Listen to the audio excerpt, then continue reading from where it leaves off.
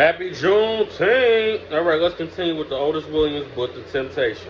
When we left off, them ghetto ass Temptations got their ass kicked out of Bermuda because they brought the hood, meaning Detroit, to them people beautiful island. Now, why would they do that? Why would they do that?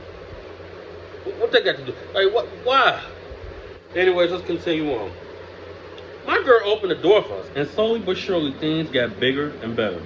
The crowds were wilder, the halls were bigger, even the groupies were classier. Of course, that didn't mean that next week they wouldn't all be with the OJs or whoever else came through, but that was how it was. All that female attention can compromise your judgment, so you had to watch yourself. But overall, these were good times. More than once, each of us was the target of a jealous boyfriend rage.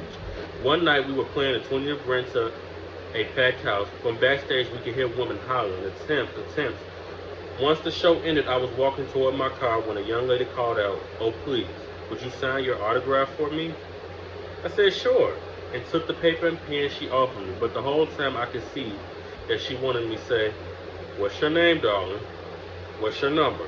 As I was signing my name, a guy came and grabbed her tightly by the arm and snapped, "Not this one, motherfucker. This is mine." But this is what I'm going to say about this, and I know I make jokes about niggas being tender, but I find it an insecurity, for real. I find it an insecurity, especially in my generation's Gen Z, when dudes don't want their girlfriend talking to guys. What's the problem? And to me, that's an insecurity. That's really, if you have if you feel like this is just me and I'm being silly, I'm not even playing right now. Number one, can't nobody take your girlfriend, your wife, your fiance. She will have to go over there to the next nigga. Number two, that's not your bitch to begin with if somebody can take her. That's just a simple fact. That's all I'm saying. But you can't be mad. Anyways. Hey man, I replied, "Cool. I'm just signing the autograph. I wasn't saying nothing else to your woman. I just gotta make sure," the guy said, "because she's my wife. And all I've been hearing from her is temptations this and temptations that. I get so tired of hearing about the damn temptations that I decided to come down to see you guys." He paused for a minute. "You know what? Yeah, you all are bad. I like it, but this is my woman." You know what, nigga? That ain't Otis. I don't like you, Otis. If you see this, Otis, I don't fucking like you. I don't like you. I didn't like you in the movie, and I don't like you in real life, Otis Williams. But then that's not Otis' fault that your wife wanna be on the temptations on her. That sounds like a her problem. And that sounds like you gotta check her. Don't be out here fighting. Listen, if you don't take no other advice from me, young man, young fellas, don't be out here fighting over them damn pussy. Because what she telling, that nigga she telling you and the nigga across the street, the nigga that live downtown, even though niggas don't really be living downtown, the nigga that live in the suburb, she telling all the same niggas the same thing. Y'all be ready to get in the field with a nigga over a bitch.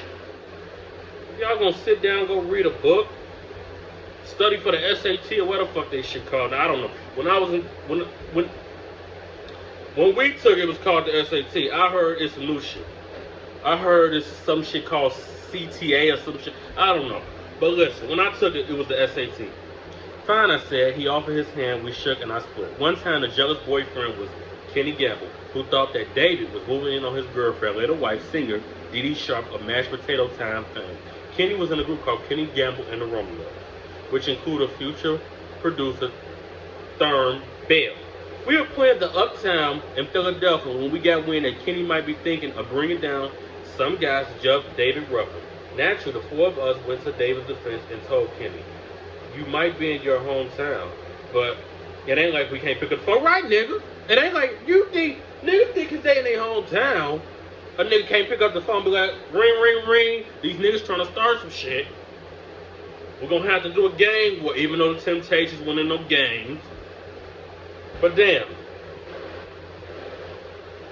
David was unharmed, and Kenny and I became close friends. Sure.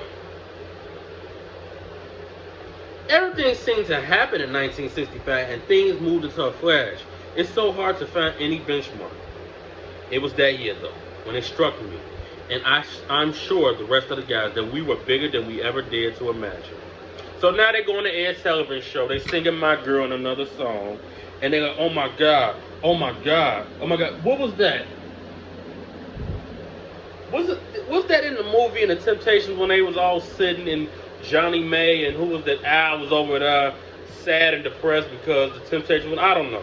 I'm gonna watch the Temptations tonight. But anyways, he's excited because he's on the Ed Sullivan show. Shit, I'm on Ed Sullivan. I'm on Ed Sullivan. Then almost the moment we started was over. It still didn't seem quite real until we got home to Detroit. My friends, neighbors, relatives, everyone, especially Hazel and my stepdad, was so proud. I knew it. I knew I wasn't dreaming. Listen, Otis, Otis. All right, make sure y'all like, share, subscribe, and remember one thing: live life. Just don't be out here existing. Live your life, especially you young. Live your life, because one day you're gonna be old. Like, never mind. I'm gonna leave that alone.